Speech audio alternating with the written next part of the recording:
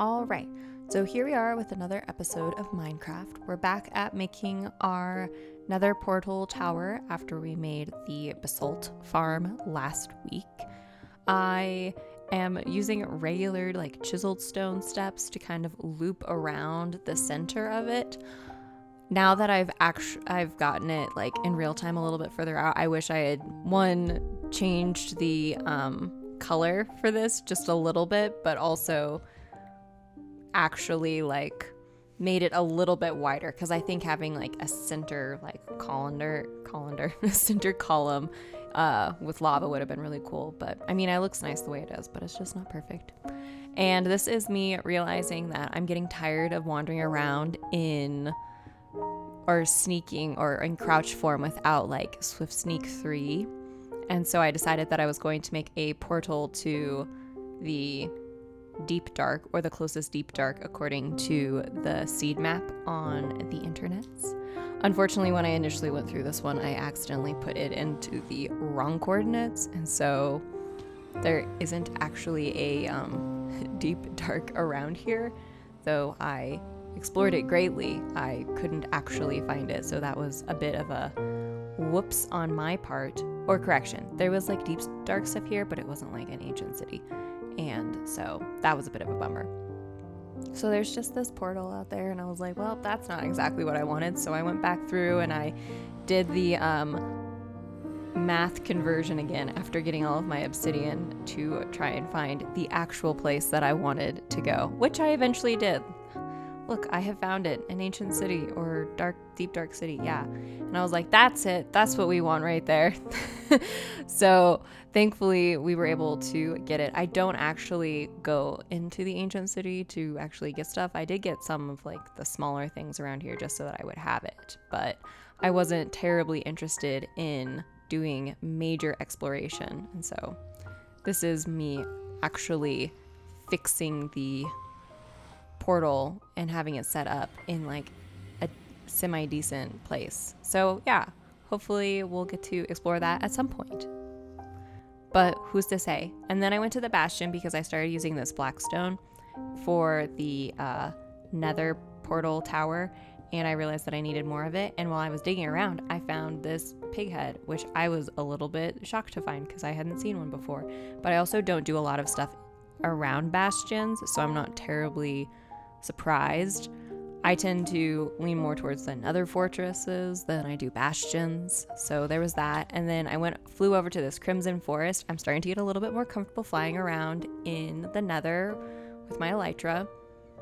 But the other day when I was flying around with my elytra broke because it was out of mending and stuff like that. So I was a little bit nervous because I kept on trying to fly and it wasn't going anywhere. And I was like, man, if this had happened when I was in the nether, I would have lost everything again.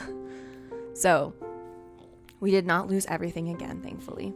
But yeah, I was really nervous also when I was getting all of this wood or whatever, because I didn't have a pumpkin on my head, and I was nervous I was going to accidentally look at an enderman and he was going to take me out.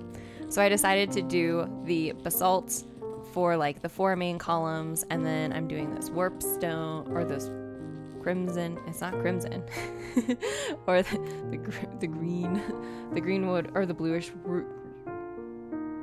I feel like I keep wanting to say crimson, but it's not a crimson, whatever.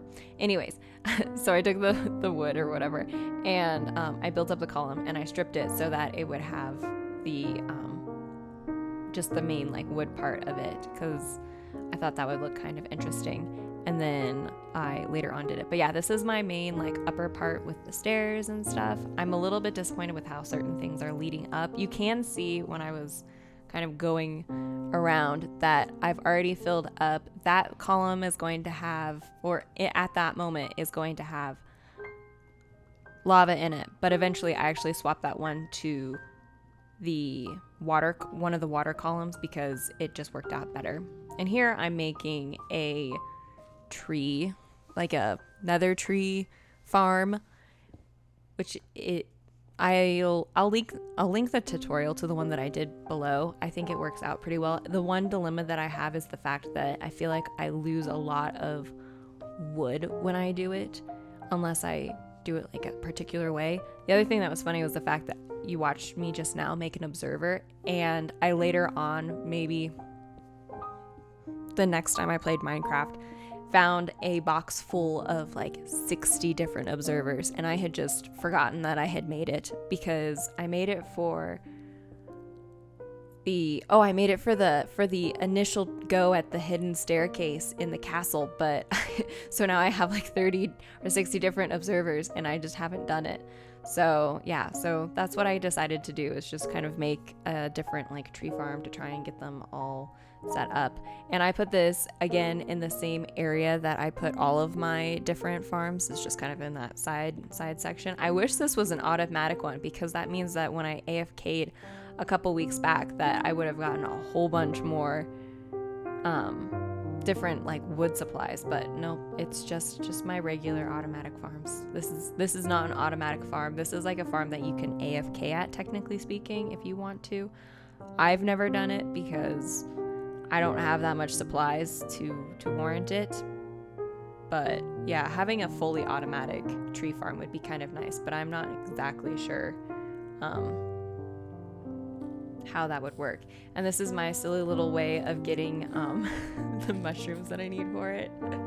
I do eventually make like an actual automatic version of this. I can't get the tree farm to work, but I can make an automatic version of this. It's fine. Yeah, so I ended up doing that in order to get all of the material that I needed to build the said tower.